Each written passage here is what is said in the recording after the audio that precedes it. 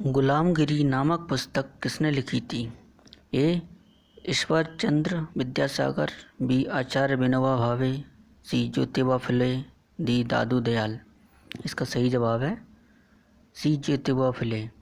ज्योतिबा फुले ने 1873 में गुलामगिरी नामक पुस्तक लिखी थी। यह पुस्तक अमेरिका की दास प्रथा पर आधारित थी। अगला प्रश्न है, रविंद्रनाथ टैगोर को नाइटहुड की उपाधि किस वर्ष दी गई?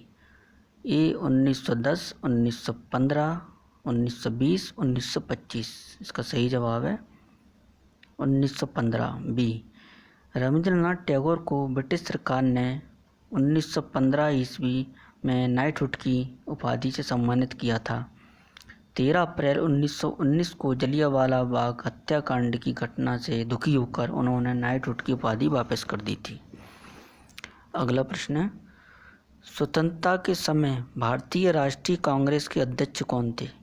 ए. महात्मा गांधी, बी. जे.बी. कृपलानी, सी. सरोजिनी नायडू, डी. उपरोक्त में से कोई नहीं। इसका सही जवाब है बी. जे.बी. कृपलानी। जीवंत राम भगवान दास कृपलानी भारत की स्वतंत्रता के समय कांग्रेस के अध्यक्ष थे। कृपलानी एक दार्शनिक, गांधीवादी, समाजवादी, पर्यावरणविद और स्वतंत्रता सेनानी थे। अगला प्रश्न, भारतीय पुरातत्व विभाग को स्थायी संस्था कब बनाया गया? ए. 1902, बी. 1861, सी. 1906, डी. 1910। सही जवाब है सी. 1906। भारतीय पुरातत्व विभाग की स्थापना 1861 में एलेक्जेंडर बकिंघम ने की थी। वर्ष 1906 में इसे स्थायी संस्था बनाया गया। अगला प्रश्न है, सुभाष चंद्र बोस ने अंतरिम सरकार की स्थापना कब की थी?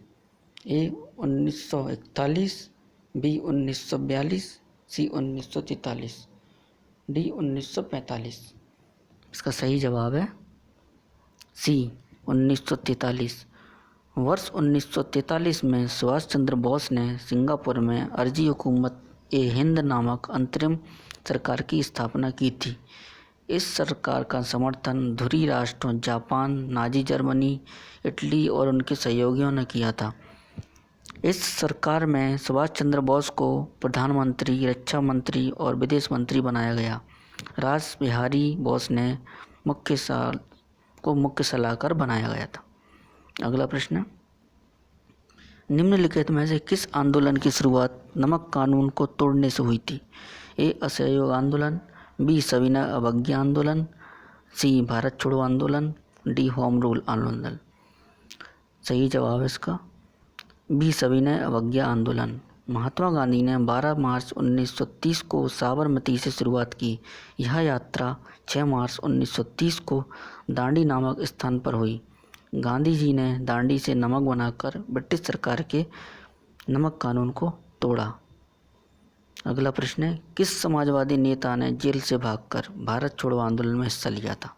ए. राम मनोहर लोहिया, बी. मीनू मसानी, सी. जयप्रकाश नारायण, डी. अच्युत पटवर्धन। सही जवाब है इसका ए. राम मनोहर लोहिया।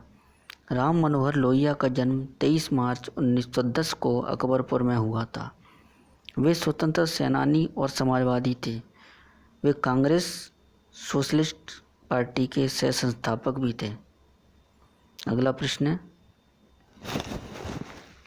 बक्सर की लड़ाई के बाद बंगाल के नवाब की गद्दी पर किसे बैठाया गया था? ए. सिराजुद्दौला, बी. मीर कासिम, सी. मीर जाफर, डी. नजीमुद्दीन अली खान। इसका सही जवाब है सी. मीर कासिम। बक्सर की लड़ाई 1764 में हुई थी। इस लड़ाई के बाद मीर कासिम मीर जाफर बंगाल के नए नवाब थे।